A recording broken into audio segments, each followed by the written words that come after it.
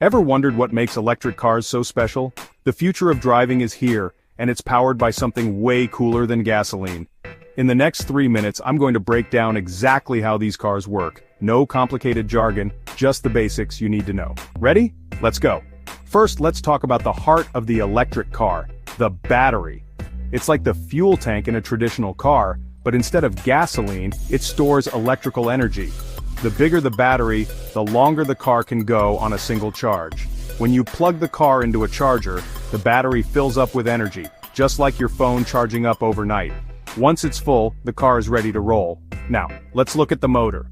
This is what actually makes the wheels spin. Unlike a traditional engine, an electric motor is much simpler and quieter. When the battery sends power to the motor, it creates motion, turning electrical energy into mechanical energy to move the car forward.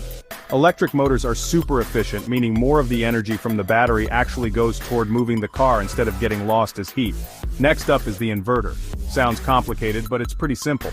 The battery stores energy as direct current or DC, but the motor needs alternating current or AC to work. The inverter is the magical middleman that converts DC into AC so the motor can do its job. Without the inverter, the motor wouldn't work properly, and the car wouldn't move. And lastly, let's talk about charging. Charging an electric car is as simple as plugging it into a charging station.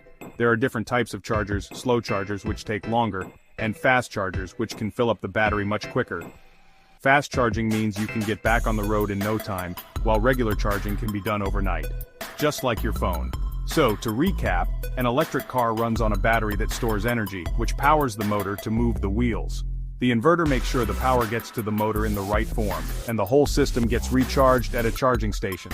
Simple, right? Now you know how an electric car works.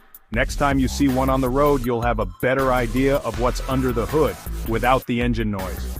Thanks for watching, and don't forget to hit that like button, share with your friends, and subscribe for more cool explanations. Catch you next time.